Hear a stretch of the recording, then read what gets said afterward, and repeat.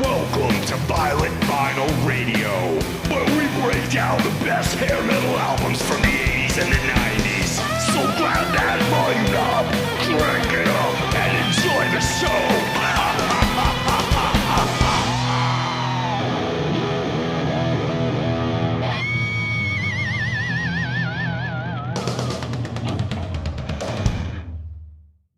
Welcome to Violent Vinyl Radio. I'm your host, Dez. Tonight, I am joined by my two co-hosts. First up, the podcaster holding all the aces, Dangerous Dave. Welcome back, everybody.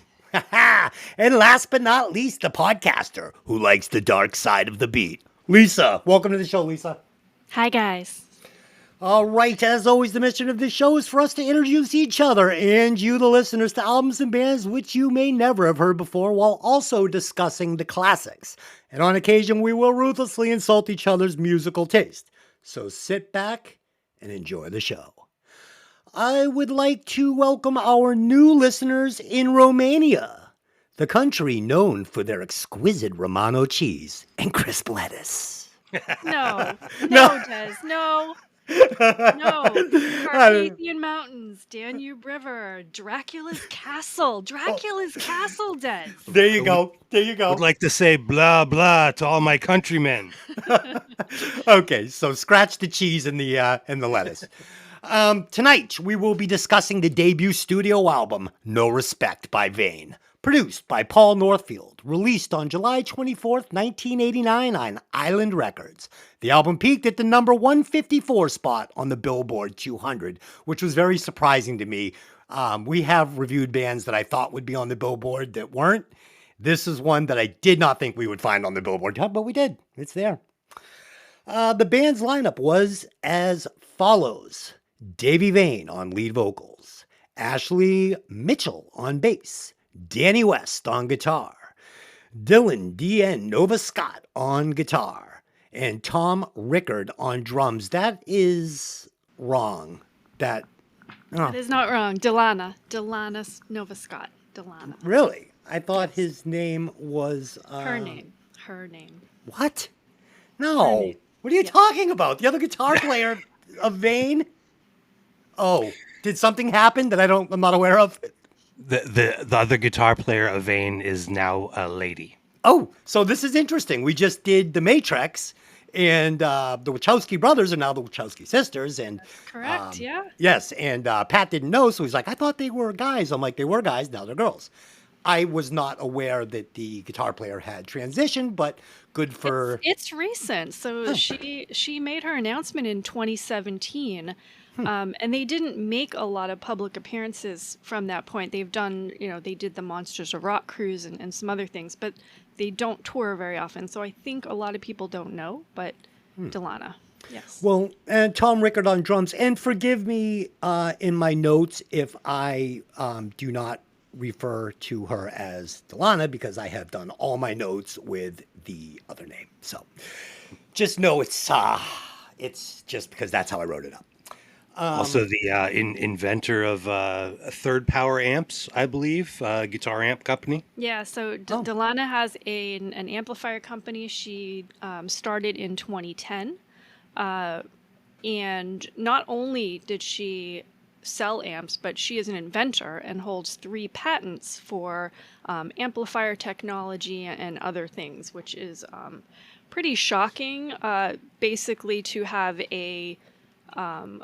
someone able to come into that industry against the big guys, you've got Fender, you've got Marshall, you've got the power people, and coming into that industry and making it a success and being an inventor, and then now on top of that being a woman, which complicates it even further. Yeah, I mean, honestly, I'm not that surprised because she is a fucking unbelievably underrated guitar player. I mean, holy shit. I mean, I would literally put this guitar playing with like Warren DeMartini, and I watch tons of live videos of like bands. I love to do it.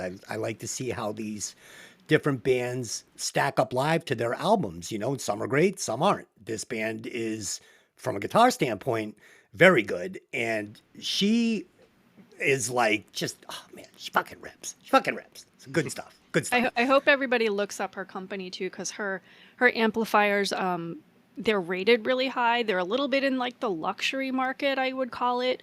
They look really different and kind of futuristic. They're kind of have triangular formations on them. You guys are musicians. I'm obviously, a synth artist, so I'm in a different genre. So you would know more about what this means.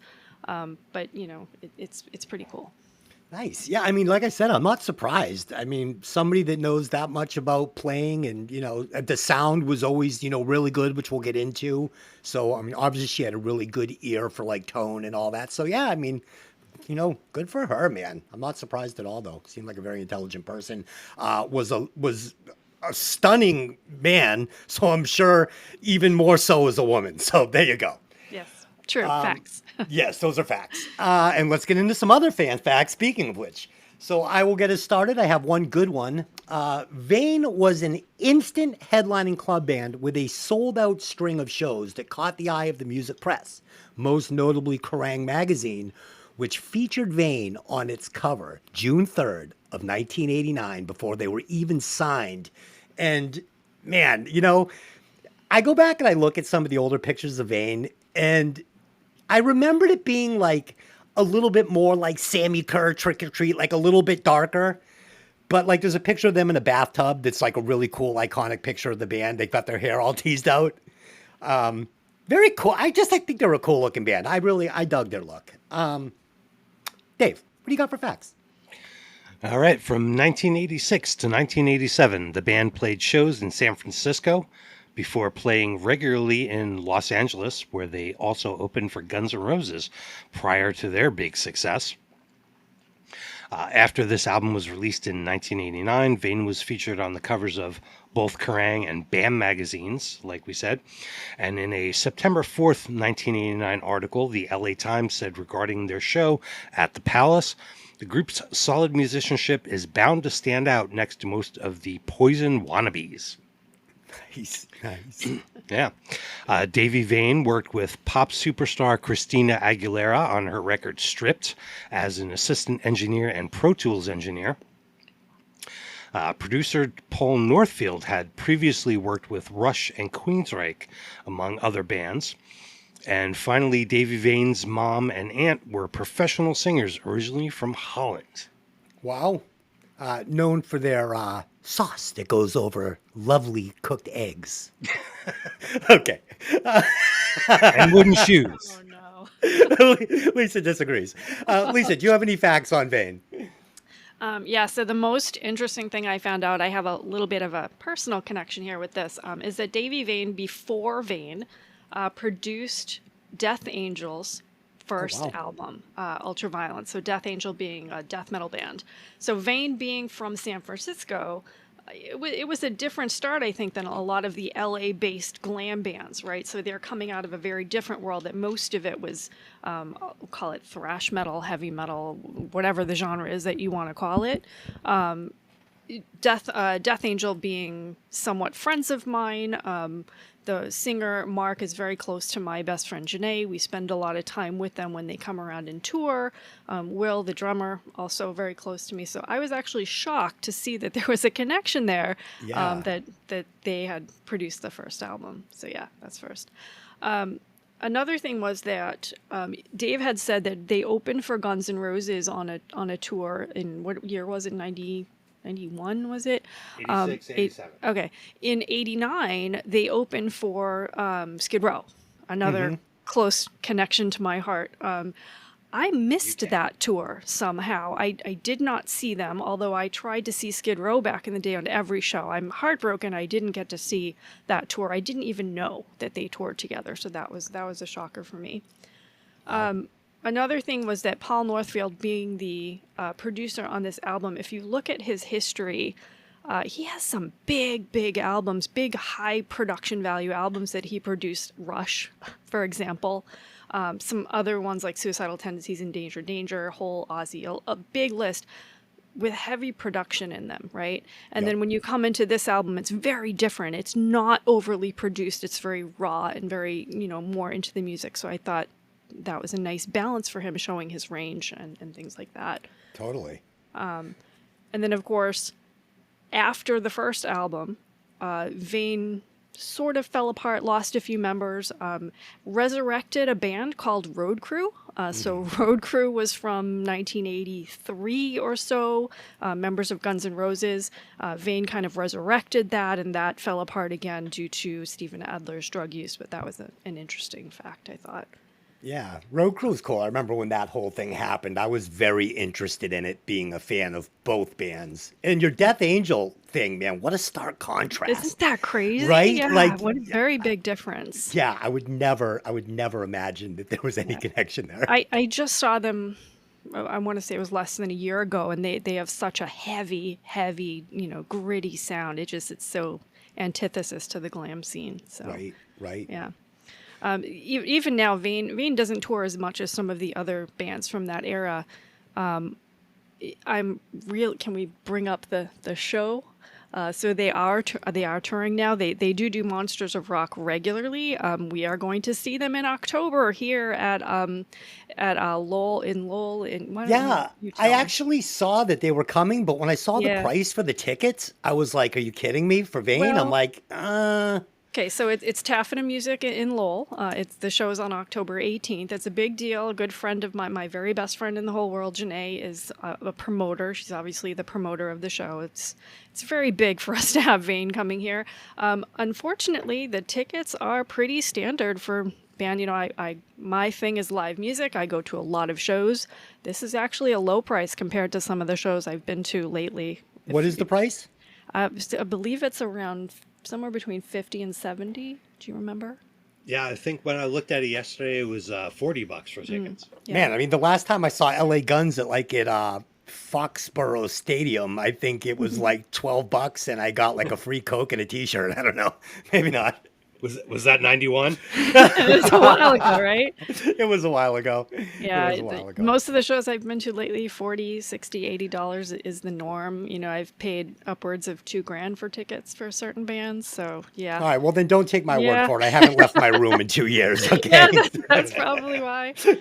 Yeah, but another thing I noticed about Vane was that I don't remember them being super popular back in the day. They didn't have kind of the support that the other bands do. But nowadays, if you go and you look for them, anytime that there's an article about tell me an underrated band, tell me a band that was overlooked, tell me a band that should have been bigger than they were, this is the band that everybody mentions. Yeah, So. yeah. I mean, unfortunately, we didn't get enough Vane. I mean, we Absolutely. did. We got a lot of Vane. Like we actually like the Dogs the more. Yeah. We got a lot of Vane. Another great band. Yeah, So. but again, we didn't get enough albums of that original Right. lineup, and Yeah. it's when you lose, like when you get this kind of magic between five guys.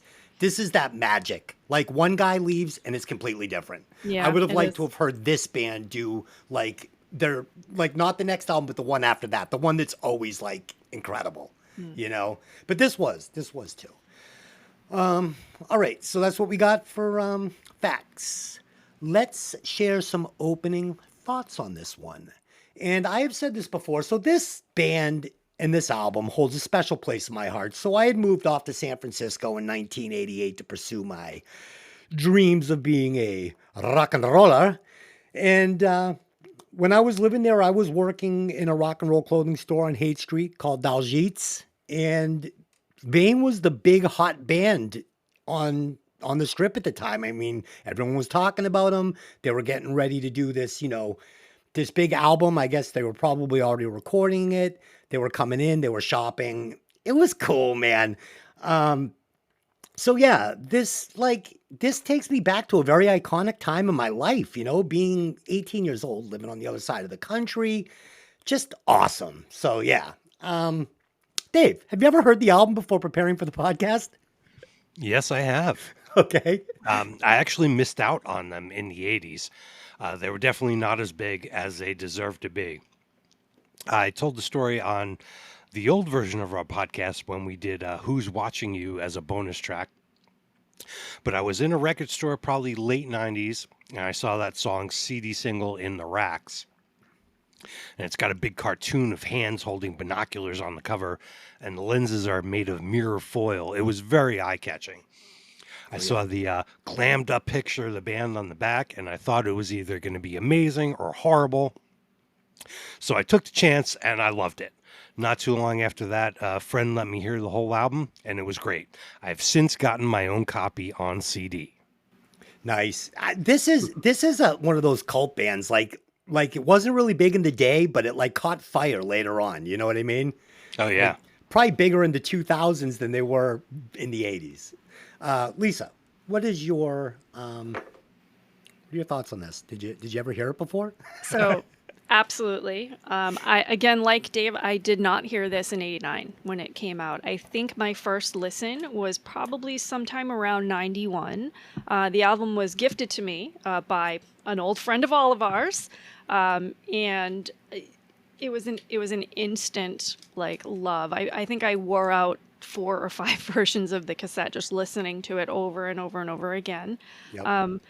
When you invited me to this podcast, I was like kind of excited because I was like, oh, I have a really different musical taste than you guys do. I sit in the dark world, the goth world, hardcore techno, dark wave, that kind of world. Hell yeah. And we were talking about, oh, the first album we're going to do is Vane. I'm like, oh, there's going to be no banter between us at all because in my heart, like Vane is still one of the very, very, very top bands of my life. And there are very few glam bands in that place for me, but this is the one.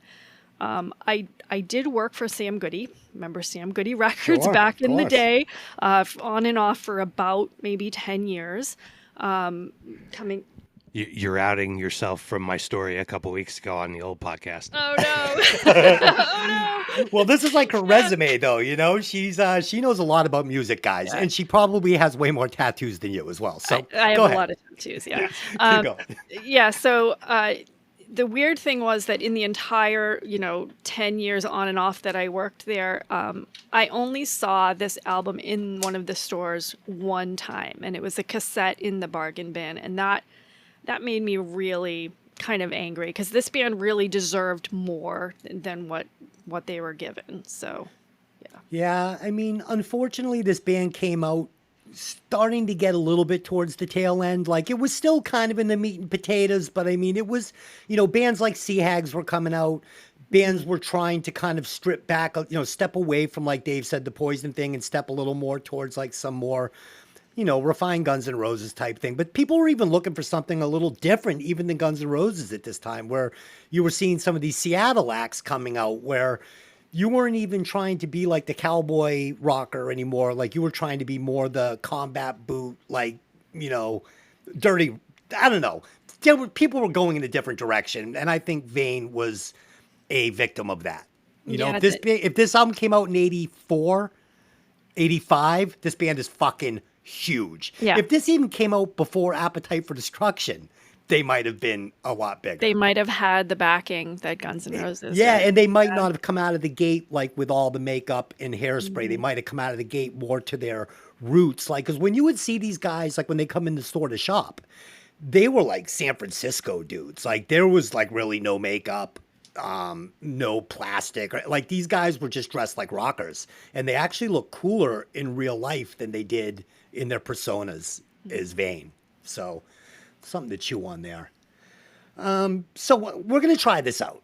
We're going to try and do a frontman leaderboard here where we're going to rate the singer of each band, and we'll just start making a list and we'll see where these singers stack up and how they stack up. And since the Olympics are going on, I thought it would be fun to do it Olympic style.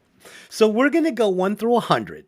25% of the score is going to be on the singer's hair because we are doing hair metal. 25% of the score is going to be on style and stage presence. And 50% of the score will be on vocal talent. Okay? So that's what we got. And I will get us started. So, Davey Vane, not the super good looking frontman like a Sebastian Bach, let's say. He was a little shorter. He was a ginger, which was the kiss of death back in the day, with Axl Rose being the exception to the rule.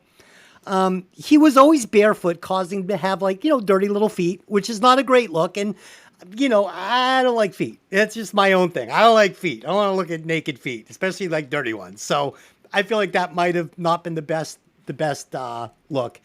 And he did have the straight bowl cut bangs, which were but he had great hair, super thick, great color.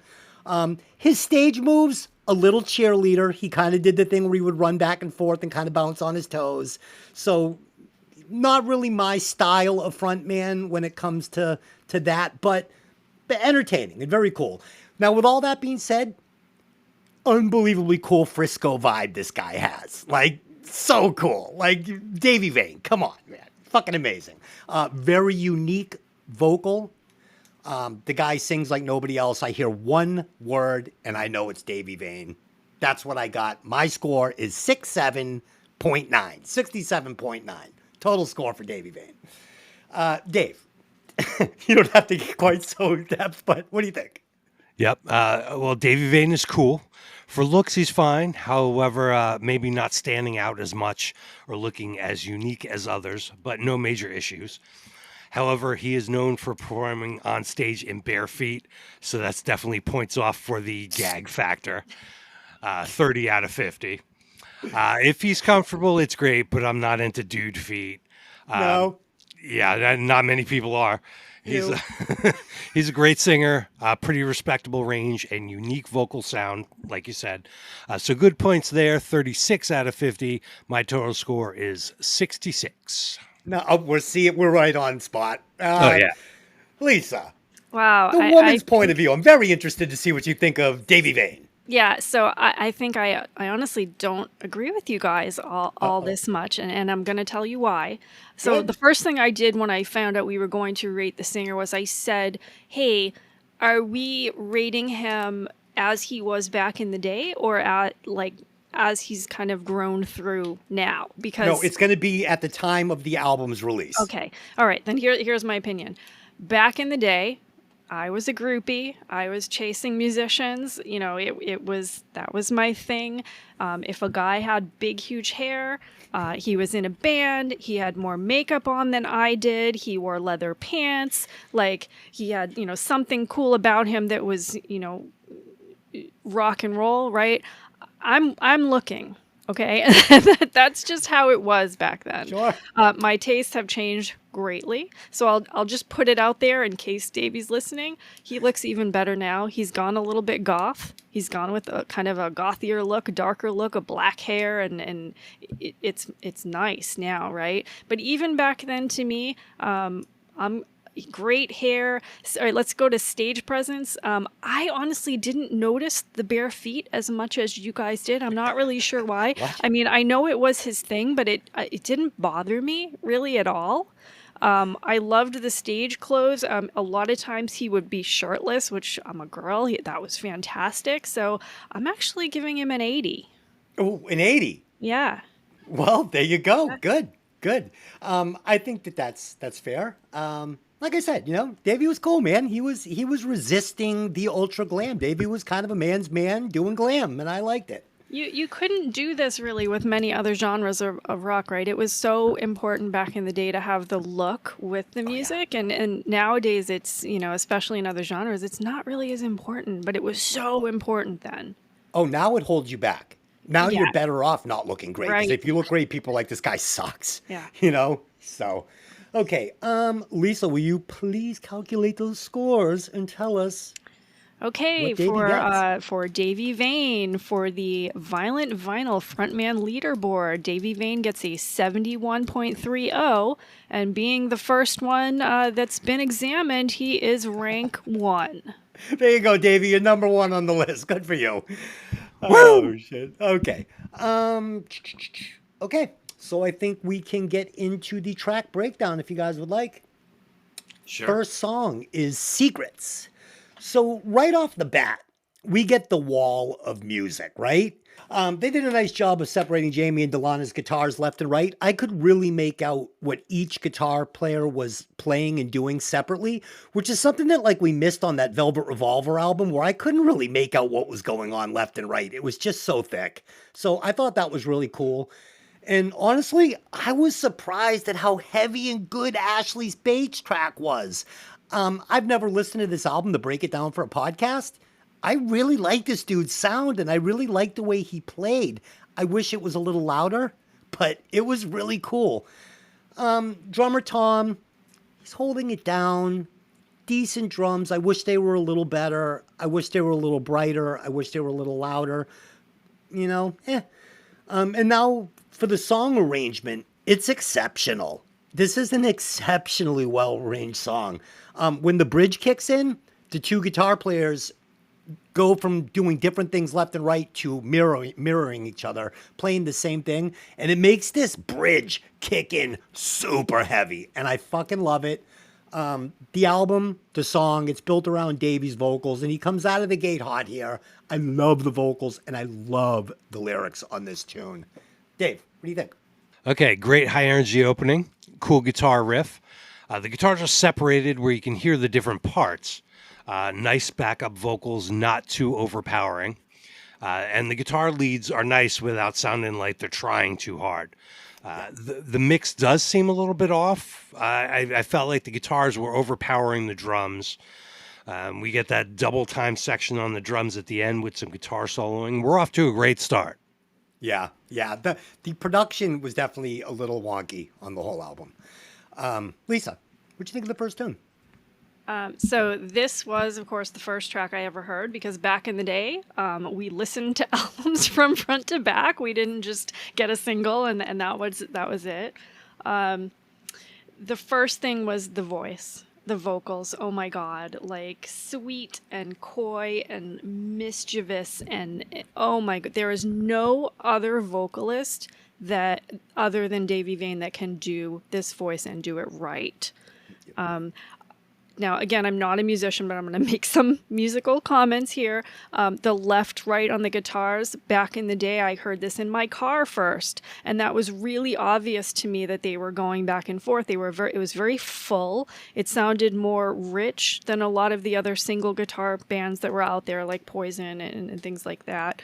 I like the kind of sleazy, dirty sound that they have, which, you know, that's very close to my heart. The drums, though, I felt like the fills were not inventive at all. It was very empty, sparse. I didn't really notice them even in this song, but everything else kind of made up for it.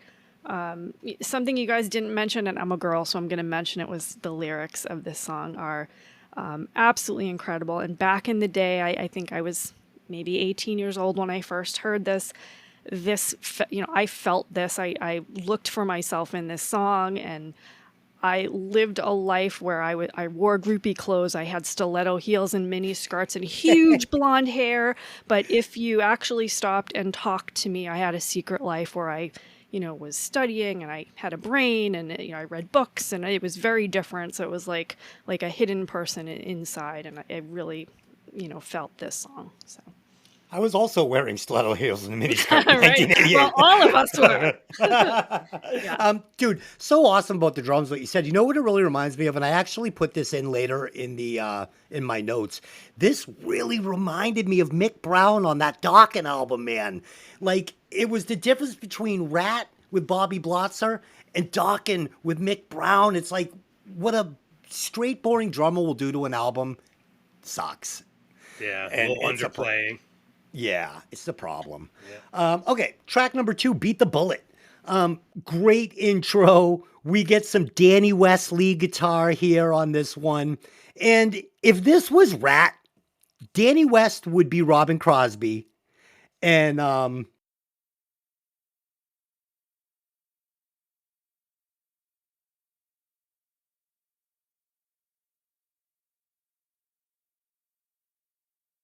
Delana would be Warren DeMartini, the more slick guitar player. Would you guys agree?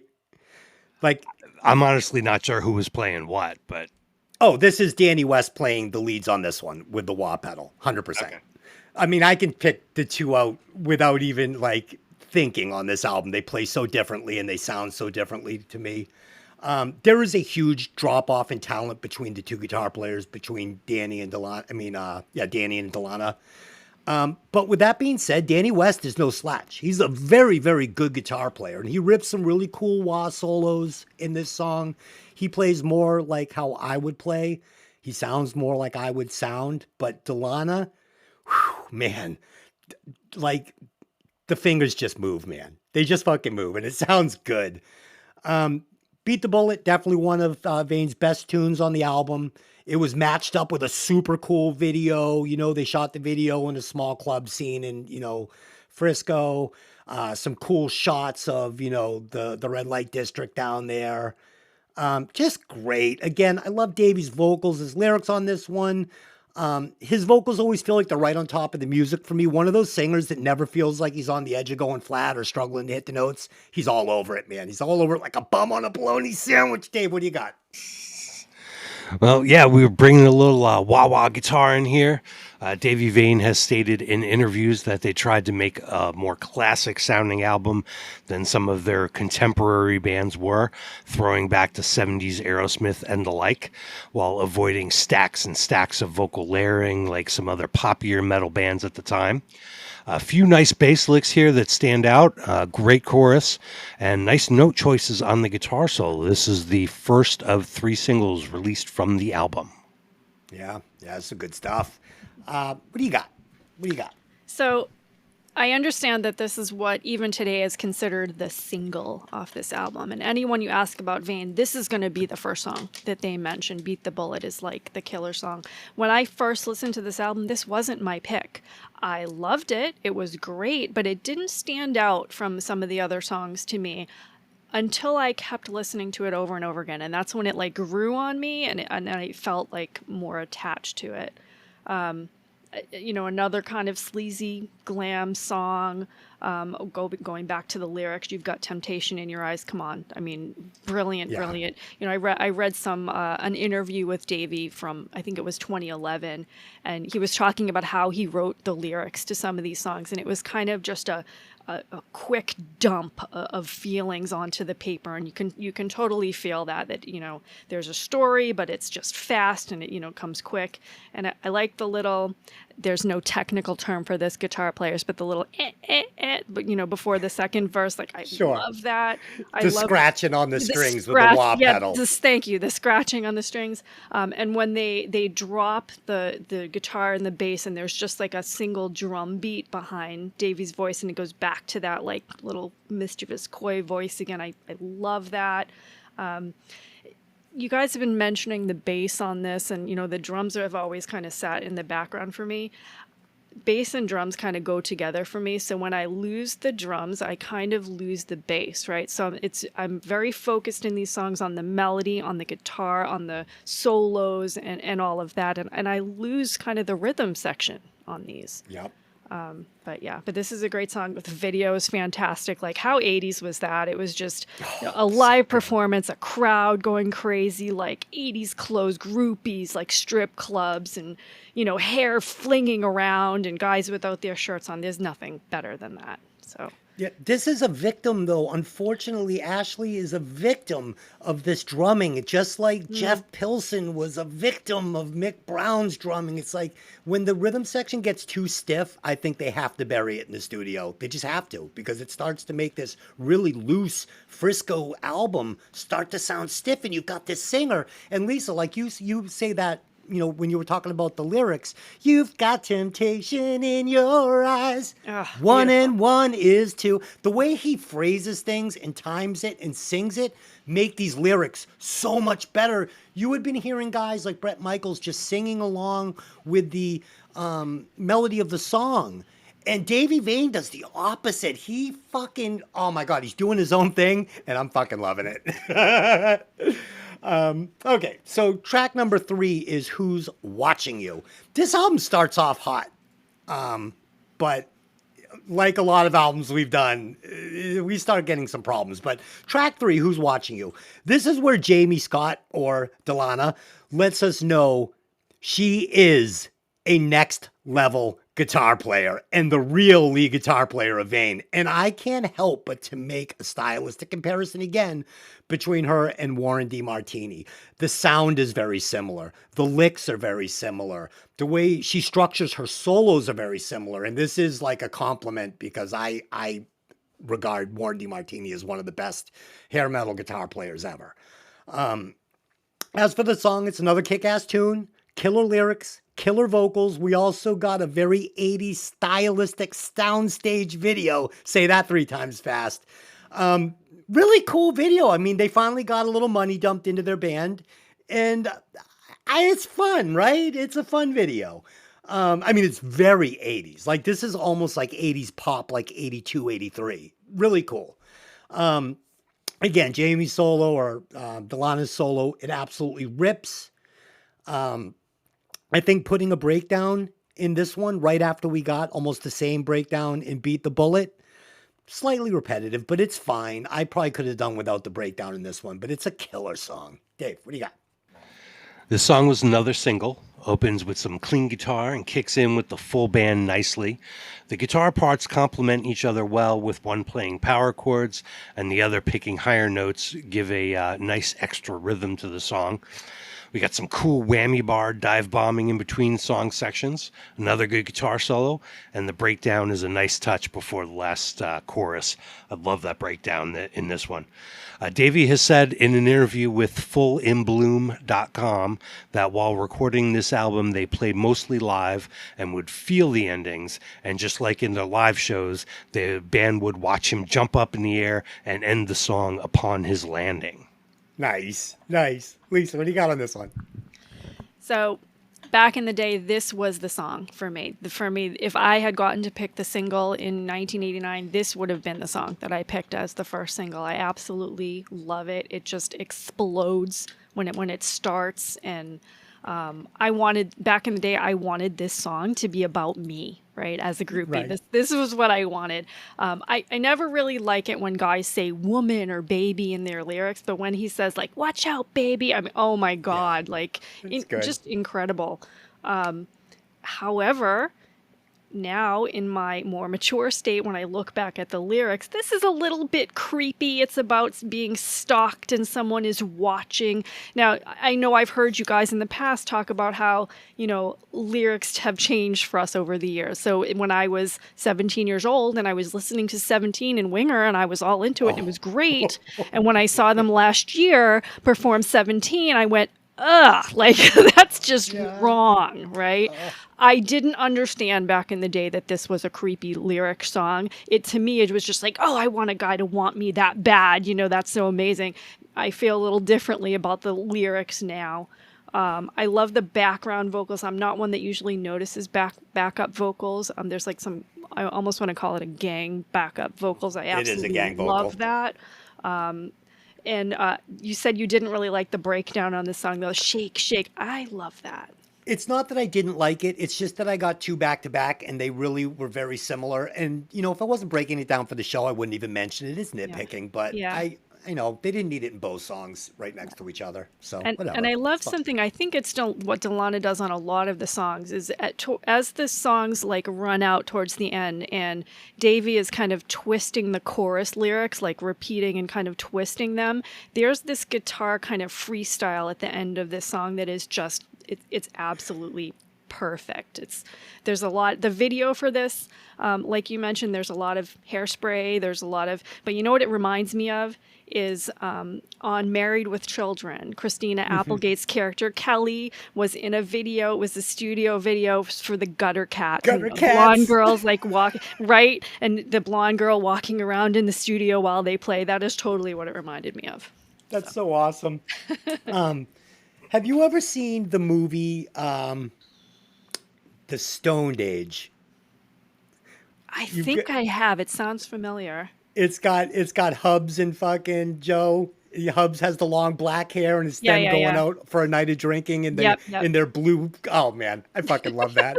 I love that. I don't know why I got reminded of it, but holy shit. If you haven't seen it, guys, and you like hair metal, go watch it. It's called The Stoned Age. It fucking kicks ass. Okay. And you know what? If I had to choose the breakdown on one of the two songs, I think I would leave it in Who's Watching You and take it out of Beat the Bullet. So there you go. But it's fine in both songs. Number 4, 1,000 Degrees. So vocally, I really like the style here between the gang vocals and Davey's lead vocals. It's extremely dated and it doesn't age well from that standpoint. But if you just listen to the song in like a timeless vacuum, and it really works. Like, it's great. It's really great. With that being said, the second verse, it gets really like weird and basic for this album because usually Davy Vane isn't a guy that's going to rhyme like each line with itself and it starts to sound like kind of like a rhyme instead of lyrics to a song.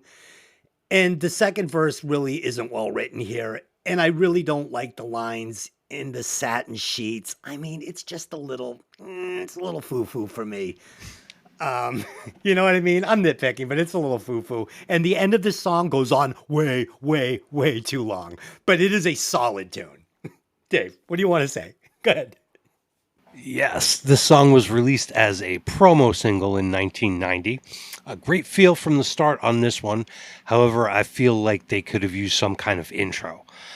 That's the great thing about this band. They stand out from the pack, from the sound of the singer to the feel and the songs, not like everything else that was out there in 89-90. Another great solo coming back to the guitar hook and some strong vocals leading into the last chorus, like the backup vocals over the ending also. Yeah, yeah. Lisa, did you love it? Yeah, I mean this. I love the slow music from Vane. I love Davy Vane's voice when he says, "You hear voices in your head." That little just Oh, so good. soft. It's beautiful. This is a really hot, sexy song. It makes you want to dance on a pole if you're a groupie, right? It's you know, this was a time when power ballads were big. I wouldn't put this in that genre. It's more of just kind of a slow rock song. It's a little cleaner, not as sleazy as the other songs that are on the album. The drums I don't even hear on this song really. I barely notice them at all. I'm not sure why that is. Like the whole focus of this song is just that voice. The lyrics were, they're hot and sexy. They're a little empty for me, but that didn't matter to me because it was all about the vocals for the song. Yeah, again, that line, you hear voices in your head. It's the way he delivers it. It's the melody that he uses and the timing that he uses that just made us all fall in love with these songs. If you just said, you hear voices in your head, it doesn't work. It wouldn't have been the same. Yeah. No, it's you know what it really reminds me of now that we're talking about it? It reminds me of the way Perry Farrell sang on that first Jane's Addiction album, right? Okay, perfect. So that's the perfect comparison, and you know how much I love Jane's Addiction. Right. I love the men with those mischievous, coy, interesting voices. It's a perfect comparison. Oh man, I love when I get one like that. So there you go. Fuck everybody for fucking tanking that album. That was a You guys were hatchet so job. wrong. You guys That were was a so hatchet job. completely wrong about that. That was a fucking hatchet job. I stick by my 37. Oh shit, that's terrible. Okay, track number 5, Aces. So this tune, okay, this is one of those weird ones. This feels like a well-produced demo to me with this amazing chorus. The solos are just okay. The tune definitely needed more refinement. This needed to go back into the oven for like another hour. It's a shame because this chorus is fucking killer, but the rest of the song around it is a little bit weak. It's a shame. Dave, what'd you think? Well, here we got another rocker, maybe a little AC/DC influence here. Lyrics concern a poker game, maybe some strip poker, anyone? Very 80s ending also. Fun stuff. Yeah. Lisa, what'd you think of this one? So we're kind of back to the dirty, sleazy rock and roll, very, very raw music to me. Now, I'm kind of sad that you said you were a little disappointed in this song, Des, because the first thing that came to my mind was your band, Damn Shame. And like that kind of sleazy, dirty rock that's just like in your face. And not a lot of bands were doing it back then. They were overproducing, and it was all about screaming guitars. This was like growling guitars. The solo wasn't fast. It was like growling and screaming instead. To the lyrics, it's 80s, right? So I'm gambling. I have all the aces. I'm winning, and it's gonna get me between your legs.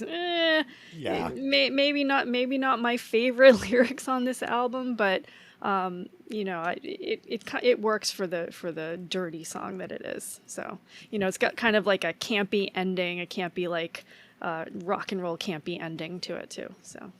I mean, no album is all unicorns and rainbows except for Appetite for Destruction and The Dogs the More Inside the Dynamite Jet Saloon and Jane's Addiction, Nothing's Talking.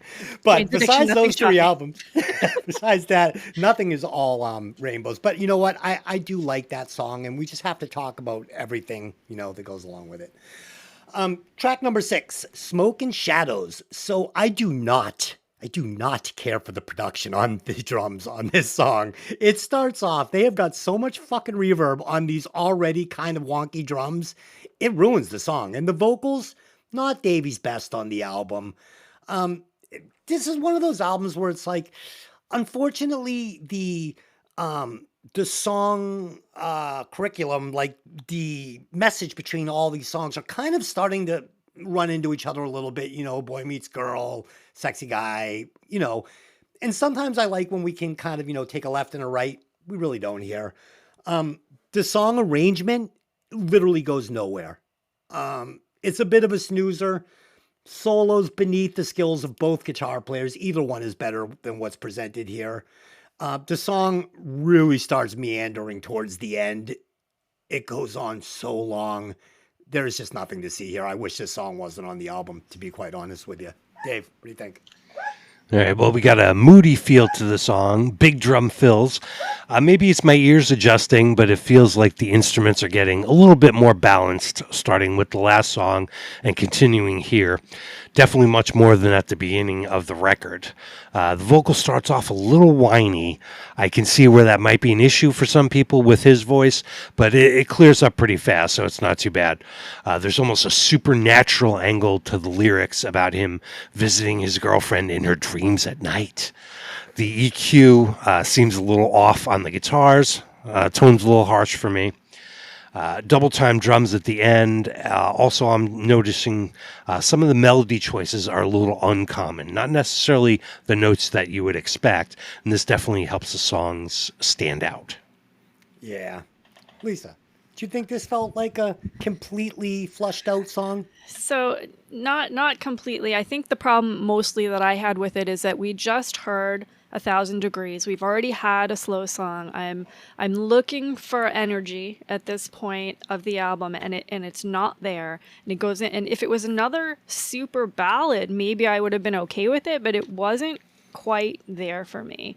There were a few things I did like about it. I loved the guitar solo. I know you guys said it didn't really do much for you, but to me it felt like, and I believe it was Delana's solo, it felt like she made the guitar cry, right? Like a human emotion. And that, for people who play instruments, that's a really hard thing to do, right? And I really appreciated that.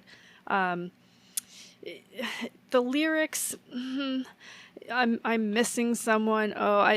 In the interview with Davey, he talks about his lyrics, and he's like, well, how many ways can you say I want to fuck you? How many ways can I say, like, I miss you? How many ways can I tell you that I love you? There's only so many lyrics you can write. So say something else. Say something different, right? And he didn't. He went with the same theme, and it didn't stand out too much. And I'm also on this album, I'm looking for the power ballad, because remember, this time we've got Skid Row's I Remember You, we've got Poison's I Won't Forget You. I Won't Forget You. Every Rose Has Its Thorns. Cinderella.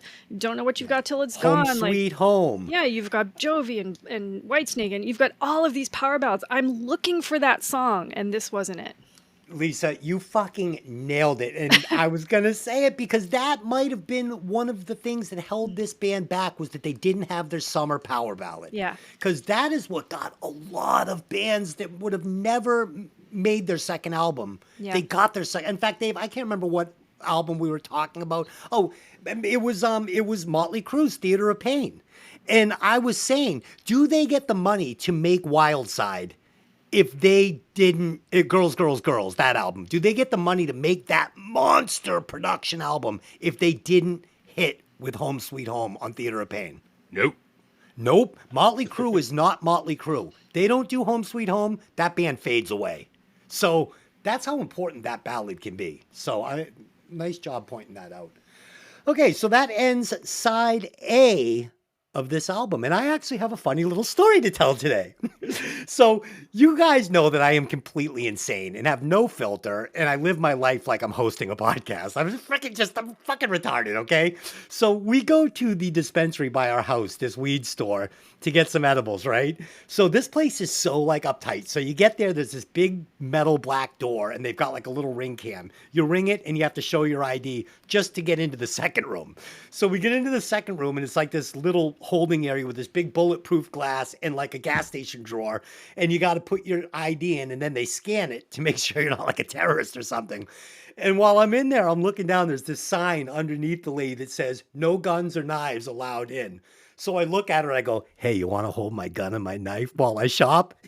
And she goes, what did you say? Oh. And Delin goes, he's a moron. Never, don't mind what he said. He's fucking stupid. It was a bad joke. And she doesn't laugh, right? So she's like, really, he's just a moron. So she reluctantly lets us in. So we take like 4 steps in, and I see her like doing something with like a little communicator.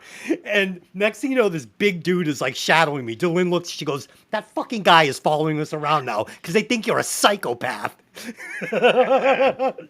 So yeah, that was so basically the moral of the story is don't joke about guns and knives at a dispensary, and don't joke about bombs in your suitcase at an airport, and you should be okay. That was such a tame story for you, Des. So I've known you for decades.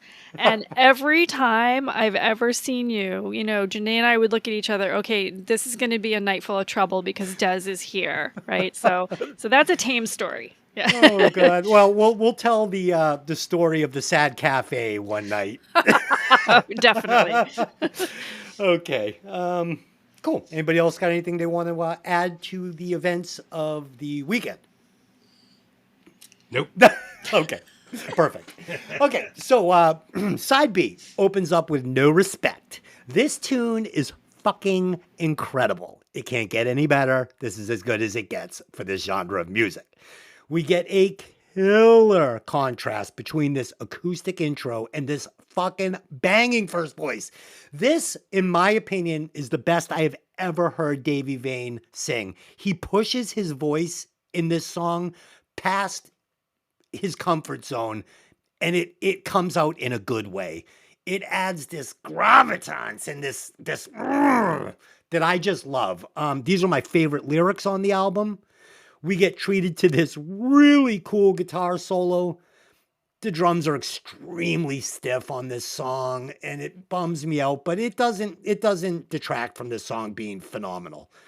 I want the bass track pushed way up on this one, but overall, this song is pushing 100 watts. It kicks ass. Dave, what you got?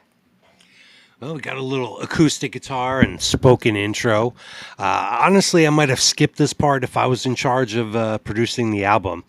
The song kicks in, and it's fucking great. I love the chorus and the No Respect chant. Guitar solo sounds a little George Lynch influenced. Definitely well done. The lyrics pledge love and loyalty to a partner that maybe doesn't treat the singer the best. Dude, you nailed that, George Lynch. Dude, those scales that he's playing, they're so George Lynch. Oh, yeah. And George Lynch's inflection and the way he plays guitar is the same way Davey Vane sings and Perry Farrell sings. Just unorthodox and against the grain, and I fucking love it. Lisa, I know you hated this song. Tell us why. Oh my gosh. Oh my. See, this is why this is probably not the best first album for us to start on, because, you know, normally I would be your antithesis and everything, but Right. I almost wish that I had listened to the B-side first rather than the A-side. This is the song. It's immediately incredible. The voice intro, to this day, I will blast this song over and over and over. Even now, even when I am in a completely different place, a completely different genre, this is the song that I go back to every time. My favorite lyrics on the entire album. I found me in this whole song, in every line. I like the way you mistreat love. I mean, come on. It's probably one of the best lyrics ever written in my mind. I've always dated musicians. This is the song I wanted a musician to write about me. You know what I mean? anytime you want me like a fool, I'm waiting for you. That should be on my gravestone. This is my song. This is everything to me. I didn't miss the growling guitars in this. I didn't miss any of the dirty rock. It was just perfectly put together for me. And I don't think there's any better. Yeah, I have to agree. You know, something you said rang a little thing in my mind. So I know you guys have seen that movie, High Fidelity with John Cusack. Yeah. And they're sitting around the record store, Jack Black, him, and they're talking about how they'd love to date a musician. And, and he says, I'd like to live with a musician. Maybe they just give you, mention in the liner notes or write a song about you, And I'm like, my wife could give a fuck. I've written 500 songs about our relationship when we're doing good, when we're doing bad. I just get so inspired by it. And she doesn't even fucking hear it. I'm like, how can you not hear that's all about you, dumbass? That is the absolute dream, to have someone write a song about you. And then when you write a song like this, and I don't know Davy Vane, this is like universal experience song. Everybody can find themselves in this song too. So that Yeah. that's Yeah. nice. I'd be like, so what do you think of this song? She's going to be like, oh my God, that's what she'd be like, it's all right. Okay. Oh Great. gosh. Okay. Track number 8, Laws Against Love. This is feeling a little, she's only 17 to me. Okay. This is feeling a little Kip Winger to me. Dude, and let's be honest, even when that video came out, like that furry chested Paul Stanley looking Kip Winger, he looked like he was like 49 when he fucking recorded that song. That song never felt right to me. I don't know. I don't know. So Laws Against Love. Vocally, this tune comes out, it comes in and out of focus for me. So this is one of the weakest songs vocally for me on the album. Sounds good 1 minute, starts feeling a little wonky the next minute. I feel like Davy Vane really starts rambling on this one. Like I said, it's just really uncharacteristic for Davy Vane. He's really such a solid vocalist, especially a studio musician. Like this guy just shines in the studio. And it just felt like he didn't have all his ideas locked down when he started recording these vocals. I don't love the production on this track due to all the reverb. And Dave, I think I even heard flange on these drums. I'm not sure. But you put all of that garbage on the stiff playing, and it does not sound great to me. I do not like this song very much. What do you got, Dave? Yeah, we got the bass guitar pumped way up now. Yes, we do. Yeah, music is pretty good. Davey sounds a little strained right before the chorus. So which law is this that's against love? Was he dating a high school student? Or maybe there was a really cute giraffe over at the zoo? Oh, shit. Let's just say the title sounded good and there was definitely nothing shady going on. Okay. Lisa, do you love this song? I like this song. I don't think I love this song. It's another song that I think, another slow rock song that wasn't quite a power ballad, and maybe there's too many of those on this album. Maybe if this was put on the next album, I might like it better, maybe. The lyrics were, I think, another one of those dump of consciousness lyrics that he did when he was disillusioned about love and still young, but old enough to know that something was wrong. It was, the lyrics are okay. I didn't feel too strongly about the music, but I did. There was one piece that made it a little uncomfortable for me. There's about 4 minutes in. There's a drum section that feels like synth, almost like a Phil Collins electro synth run that did not fit at all. I don't know where that came from. Now, being like an electro synth person myself, who put that in there? Who allowed that to go? What producer said that was okay? It was very uncomfortable for me. Let me ask you, did you notice that, Phil, before listening to it for the podcast? I did, but I didn't necessarily know when I was 18 years old what it was, like why it Gotcha. sounded different. I think when I started really getting into synth music and playing with instruments and creating instruments out of thin air, it was much more clear that might not be real drums, and this is a sleaze rock band that needs real instruments. Like this should be real rock, Yeah. And that felt a little uncomfortable to me. It's funny because when we did Pyromania, I never noticed that there was something wrong until I listened to it for this podcast, and I Yeah. was like, oh, I'm like, Synth uh-oh. drums. Uh-oh. And let me be clear. As a synth artist, and most of the music I listen to now is synth-based dark wave, cold wave music. I love synth, but it doesn't work all the time. It's not meant for everything, and it wasn't meant for this. I agree. Okay, track number 9, down for the third time. I love all of the guitars on this track. Like anytime anybody's playing guitar, I'm loving it. Davey bringing some really cool vocals on this one. His phrasing and his timing on this one is what the hook is. More than what he's saying, it's just that again, that Perry Farrell thing, like on Summertime Rolls, you know, these he's just coming up with these like haunting melodies that are just they're like a fucking old wine. Just amazing. The hi-hat on this song is fucking awful. And it's like they're like, let's do lead hi-hat on this one. We'll push it right up front. We'll crank it up. Let's put some high on that. It's fucking terrible. The drums are starting to hurt the album at this point a little bit for me. Never did before I listened to it for the podcast, but when I'm actually listening to it and breaking it down, it started to haunt the album a little bit. We're going to get the Rat split solo, you know, like that dual guitar solo. I think it's really cool. I think it gets there. This is a fucking great song. And I feel like this band, Vane, is kind of like an updated play on Rat. I mean, they just kind of are. They sound very similar to me. You know, I think the vocals are definitely a little better here. I think that the lyrics are a little better over there. So, you know, yeah, this band is on par with a big hitter like Rat. Dave, what do you think? Yeah, kind of similarly to Who's Watching You, one of the guitars plays a repeating lick throughout the song, which definitely makes for a more interesting song. We get a little guitar harmony in the bridge section and a double guitar solo. Chorus has a bouncy beat. The backup vocals kind of fall off at the very end. That definitely could have been tightened up, but the ending is pretty strong. Yeah. Lisa, what do you got? I'm excited we're finally speeding up the music again. There's some energy. It's good. The lyrics are okay. You know, longing for a girl, something you don't have. A lot of these glam boys professing wanting something. I never saw it really in real life, but Yeah. all the lyrics kind of lead up to this. I like how you mentioned the guitar solo. I didn't know how to put it into words, but it like starts and then there's a little bit of lyrics and then it starts again and then there's lyrics and then it really kicks in. That I thought that was really, really beautiful. That's probably the highlight of the song for me. Yeah, that solo's a slow burn. It's really good. Track number 10. So, you know, this is like the iconic song off the, like, you know, if you're in the know, have you ever heard Icy? Like, this song is fucking killer. This is, we get the big 80s gang vocals here, right? But they work for this song. I would not remove them. It's great.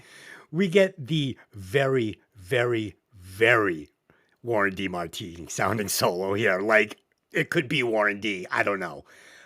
Again, the drums make the transition feel extremely stiff for me. And this is in a specific spot. Coming out of the guitar solo, it almost doesn't work. The guy plays it so stiff or weird or whatever. I was like, oh, it's a train wreck, man. But it's a great song. And honestly, the drums, I mean, I still think this guy's a cut above Mick Brown. So there you go. I mean, it's better than Dokken.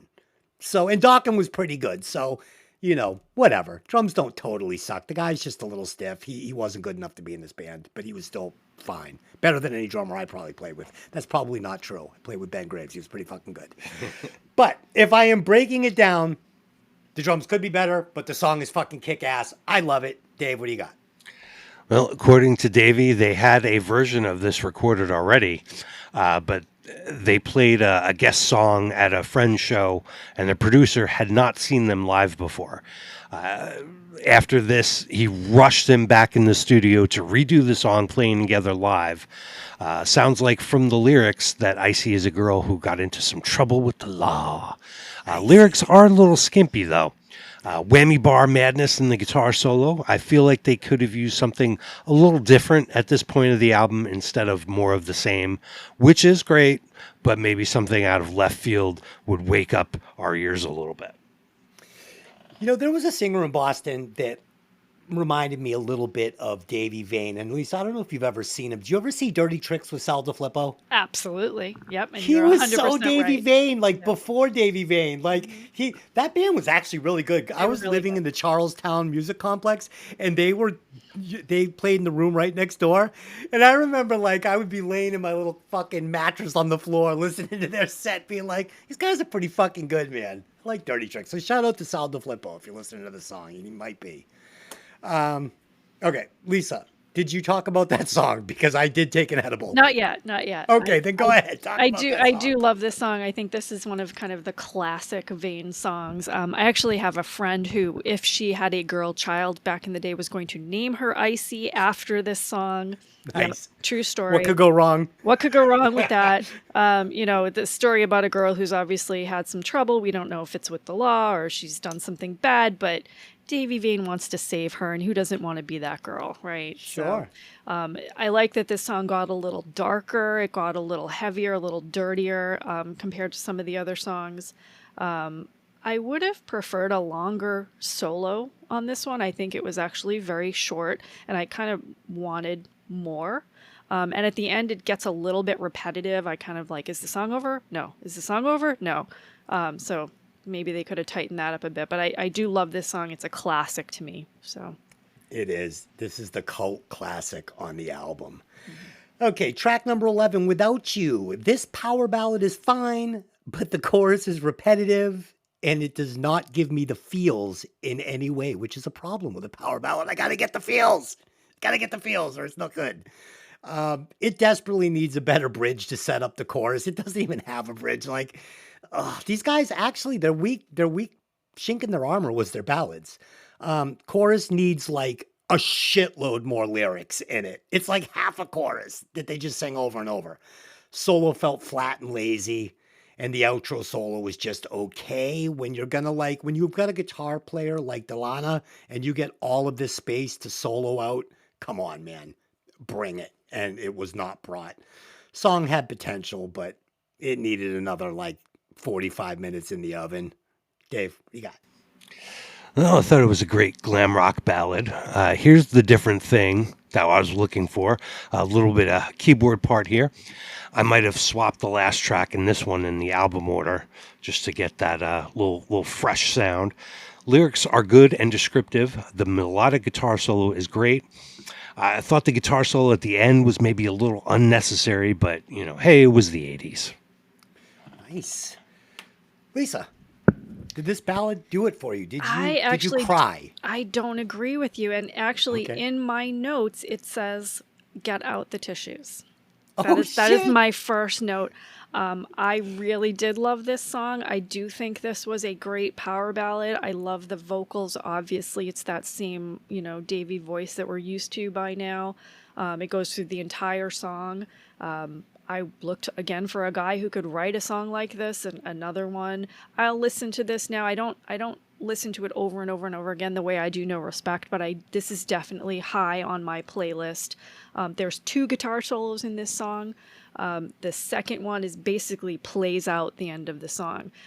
I'm not, being an electronic artist, I don't really like the fade out songs, and they were kind of popular back in the day. I like the song that has an ending, especially because when a song is played live, I want to see the guitarist look at the drummer and then plan the hit on that last note. Like, I like that.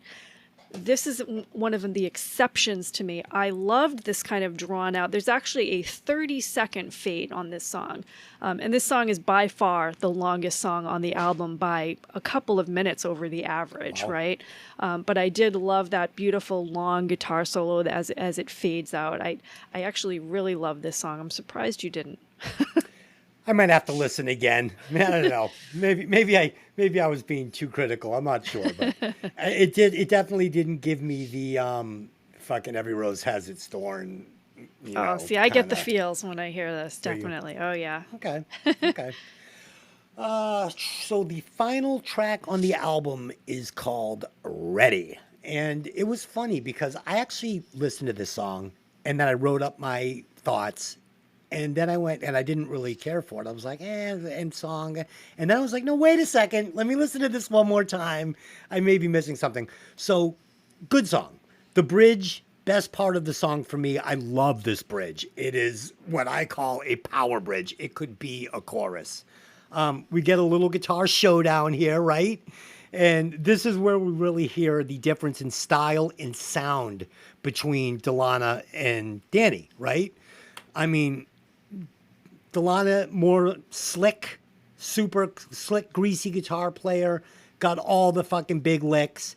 And then you've got Danny playing the more stripped down rock kind of tone, the Joe Perry more type thing, if you will, or Slash type thing, if you will. I mean, clearly not as good as Slash, but I think they both shine on this track. I really like the contrast between the two guitar players. And I don't know, is it a hit song? No. But is it a fun end to an album? Fuck yeah. And it's not about like women and sex and all that. So yeah, it kind of cleansed my palate at the end of this album. I enjoyed it. Dave, what you think? Well, I could do without the Chuck Berry guitar intro. Start the song. I suppose it's fun, in air quotes. This one's pretty good, kind of a straight ahead 80s type song.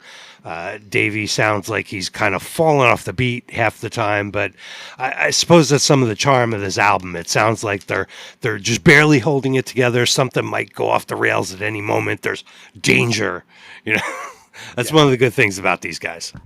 Yeah, not danger like Motley Crue danger, like good, like danger, like a little different. Cool fucking danger. Yeah, dude, that guitar, that intro, the Chuck Berry intro, it's terrible. And the tone on the guitar is terrible. And I agree 100%.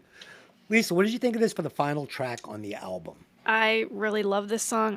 You say fun like air quotes. I say fun like I want a fun, bouncy 80s song, right? This was high energy, background vocals. I loved the chorus. I loved that the story was not about missing a girl. It was about a guy trying to be a rock and roll star. Finally, like a new story. I want to see them play this live and jump around in the audience and watch the audience go crazy to this beat. This is a great song, and it was a perfect ending to the album. Yeah, I mean, you know what you said about, wanting to see it live. That's kind of what changed me on this, because I was thinking this feels like a live song, and how fun would it be to be sitting in the crowd watching these two guitar players go back and forth, and yeah, so I'm fine with it. Not every song needs to be a musical powerhouse with intricate guitars. We need fun music. We need music you can jump around to. This is that song. I agree. All right, so that's it. We have broken down Veins and No Respect. I think that we have overturned every stone. Let's talk about some of our favorite songs, what songs we cut. We'll kick somebody out. We'll replace them with a better musician, and let's get into it. My favorite song on the album, no surprise, No Respect, kicks ass. Tune I would cut would be Laws Against Love. I would remove Tom Rickard from the drum set, and I would replace him with one Steven Adler in his prime, which they actually tried to do with Road Crew. Dave, what are your thoughts? Yeah, favorite track was No Respect, and I would cut Ready. And for replacing one member, I'd get rid of one of the guitar players and nominate myself. This band is awesome. Kick-ass rock and roll without some of the cheese of other bands from that time. So I didn't know we could nominate Dave. Oh, Dave's been nominated a lot. He's nominated himself at least half a dozen times. I'm trying to get a job. Okay, so for your resume, so Dave and I actually put together the intro song for this together, and Dave played that fucking scorching lead guitar. So yeah, so that's Dave, and he blew me away. I was like, God damn, boy, that's a nice guitar playing. I'll give you 100 watts on that. Thank you. Okay. Okay, and Lisa, what are your thoughts on this?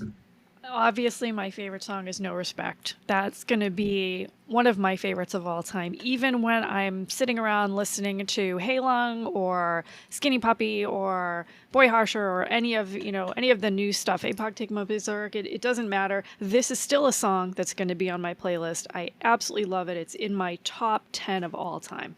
It kicks ass. And who are you kicking out of Vein? Well, my least favorite song, let me do that first. Sorry about that.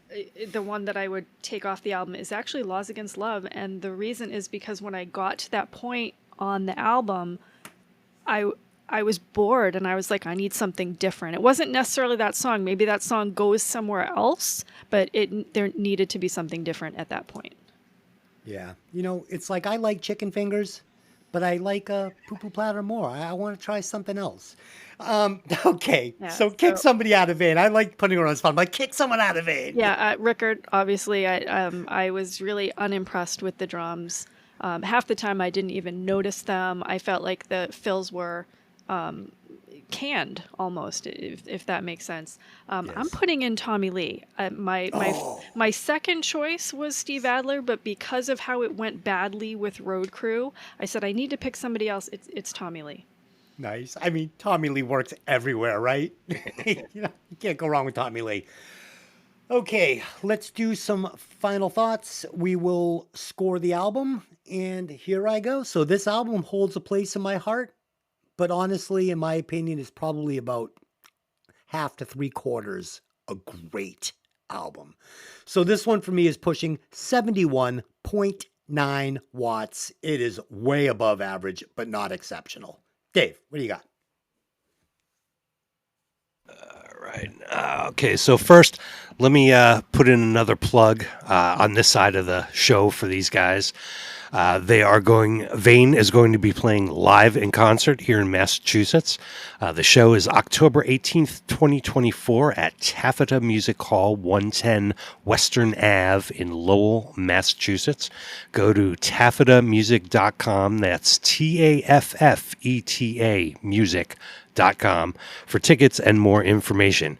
I don't think they play concerts often, so here's your chance to see them.